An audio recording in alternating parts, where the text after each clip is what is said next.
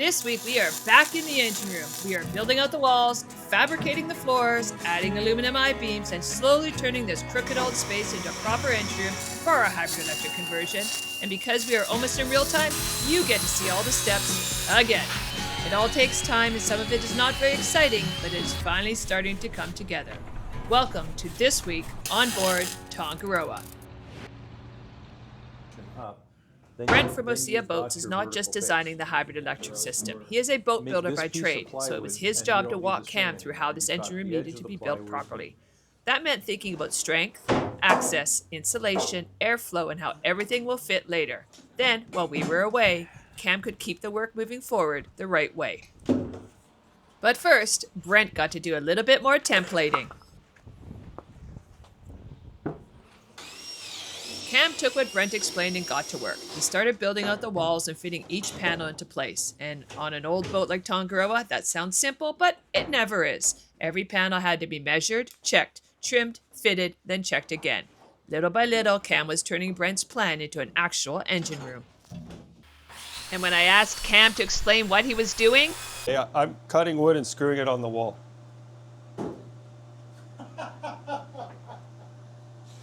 You did say quick. and that's all you get. That's what Cam's doing.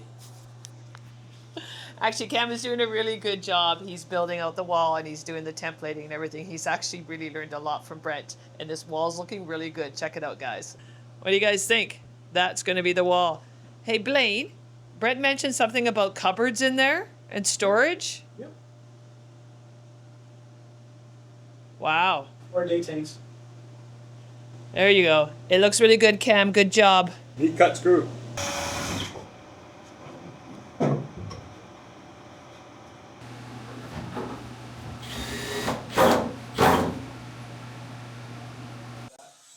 Meanwhile, Kevin was back working on the front locker.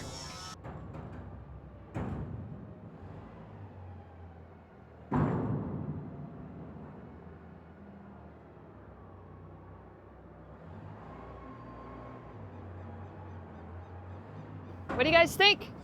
It's pretty good. Look, it can fit. Oh, my hips. Ugh. We can hide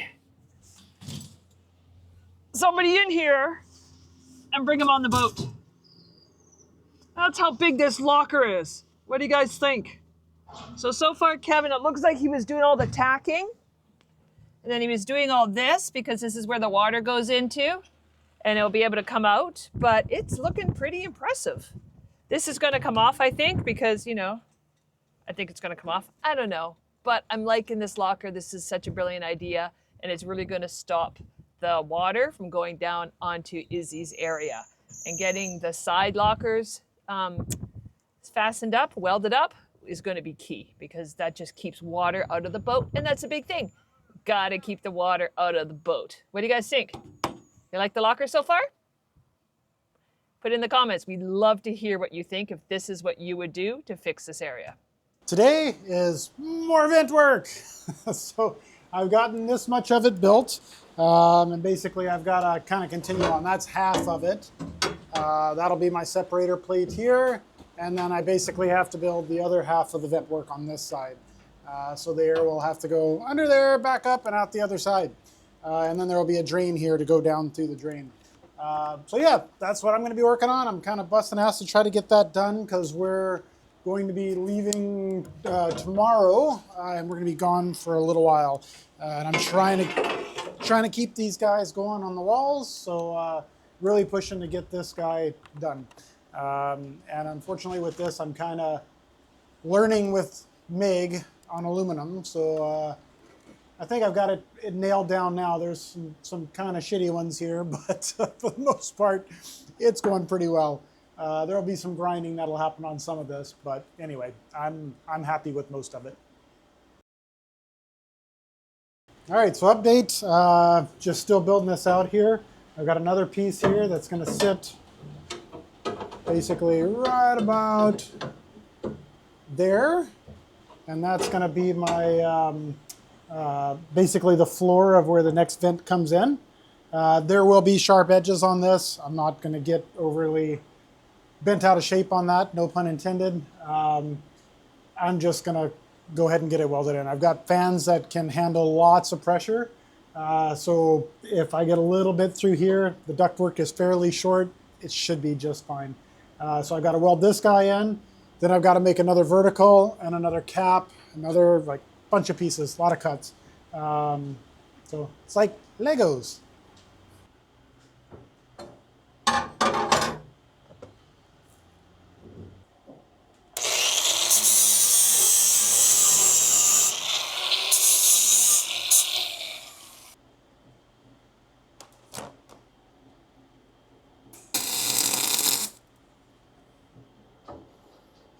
And unfortunately, Blaine didn't have any of the right pipe to go underneath the vent, so he stole some of the old pipe from the other side.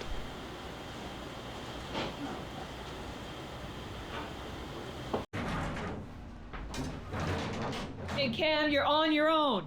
Are you ready for this? No, What are you gonna do? nothing. What do you mean? Why? This is looking amazing. Yeah. So Brent is gonna be around all weekend for you. I'm working this weekend? Next week, Oh, it's Friday. Blaine and I are heading up the Fraser River. You guys can see that on the Exploring the World channel. And Cam is by himself next week. He's going to rock this out, and we're going to come back. And this whole edge room is going to be all white with the walls done, floors done, ceiling done. It's going to be amazing. every day's Friday. Every day's Friday. Luckily, I keep him stocked up with food, beer, and coffee. Well, guys, we have been away in Guatemala for a week now. Actually, we were gone for a few days before that on another trip. But Cam has been busting his ass in the engine room here, getting all of the bulkheads done on the side for the new walls. So yeah, we're just gonna roll the tape. While we were away, work in the engine room did not stop.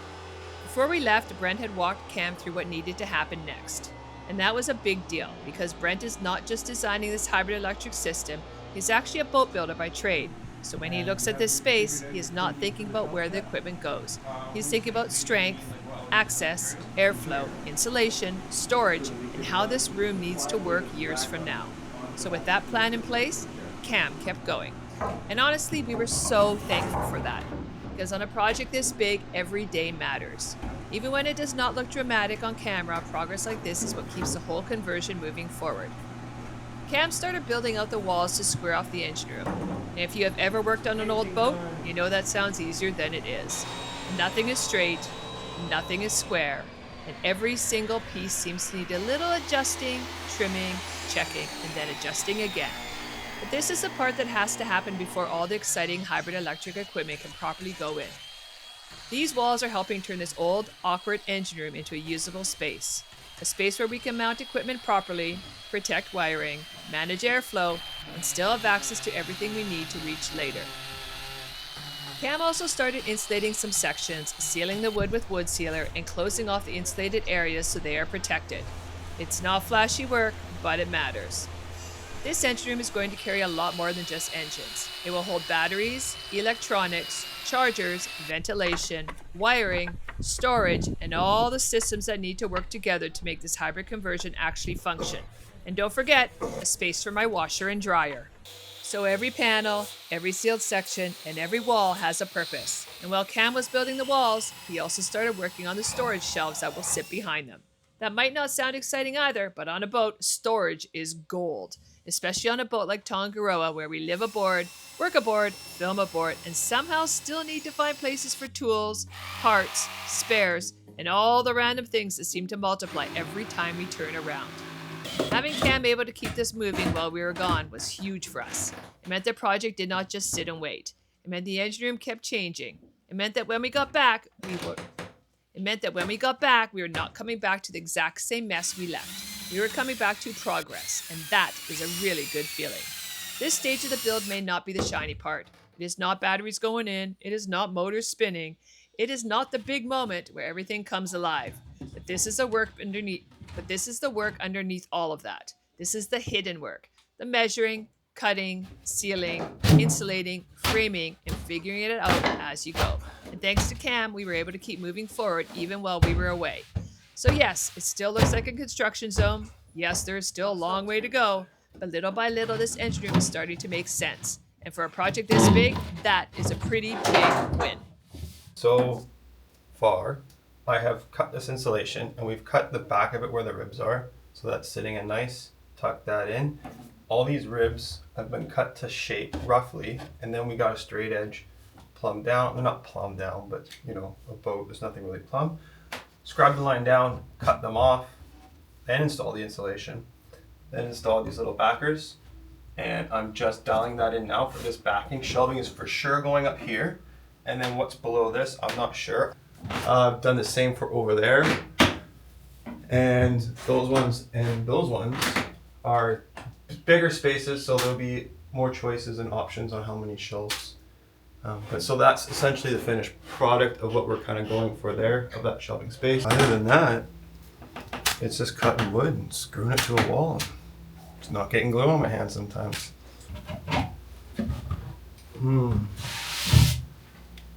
I gotta readjust on this. Okay, so shelves. I threw the laser on and gave myself a level mark. And then I checked the ribs, they're all really close. I just average it out to being in line with the rib per side. So this was my laser mark here. On this side, I have 2 marks up to roughly where the rib is, because Blaine would like the shelves in line with the rib. And then I'm going to install it. I cut my first ones just to keep myself busy doing things. I cut the first ones a bit big because I didn't know exactly how this was going to play out in regards to where the ribs are. So I can then install these, and this is like awfully tight, but install these, they'll be a bit proud.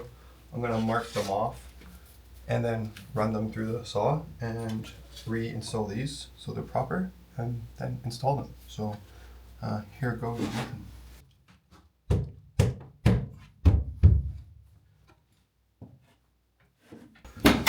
These ones are already in place.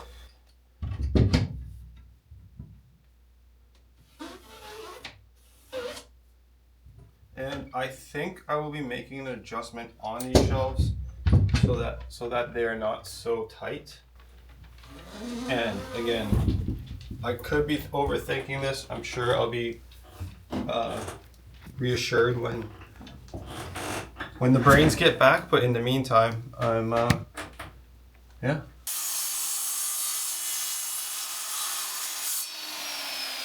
Okay, so I had before, I don't know if you saw it in the last clips, I had like braces set up, and what I was trying to do was pull some of the ribs to be a little more true, like the wood ribs, in comparison to the aluminum ribs, because some aluminum ribs have been at angles, and I wanted my shelving to sit pretty square. So I had them all set in, I roughed in some shelves and just imagined how it would sit, pushing things straight. And then came to the conclusion, it's better to just let it lay where it lays, even if that means making my shelves like not totally true. And I'm totally overthinking it because I don't think anyone's gonna look that close, and I'm sure Blaine will be happy with shelves regardless of their alignment.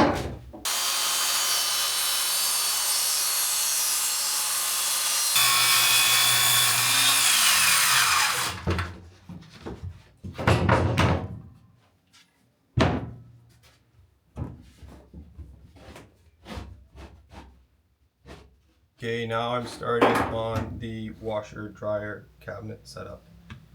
We are going to go up to this point here at 68, which is our cabinet, or sort of washer and dryer stack. I believe it was 30 coming out. No, it's 30 to the back. Back washer dryer is roughly there. Back of cabinet will be there, so there'll be lots of room for a person's arm to get in and move around things if they have to. This is going to be shelf like space up here. Pretty sure the door will probably be on this side and flip up, I'm thinking, so that the person can access all that easier than versus coming down that way. And then yeah, that's it. So that's essentially the cabinet. There'll be more space over here and shelving, because all this area is getting turned into storage space. Now you guys have seen what Cam has done. As soon as I got back, I started tackling the air ductwork again. But for me today, my goal is to finish up this air box. And I am going to run out of metal. Hopefully I can find some more here close by. But yeah, fun times.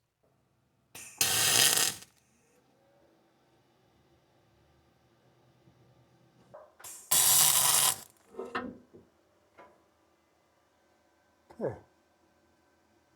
Perfect. That is tacked in place.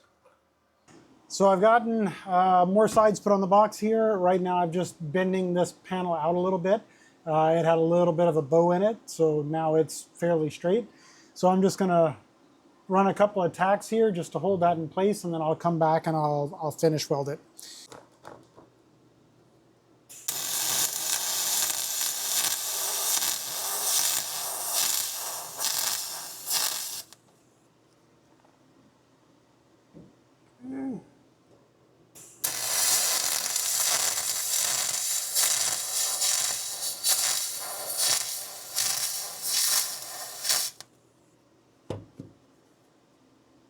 Okay, a little bit more than tacks, but that should hold that pretty well there now.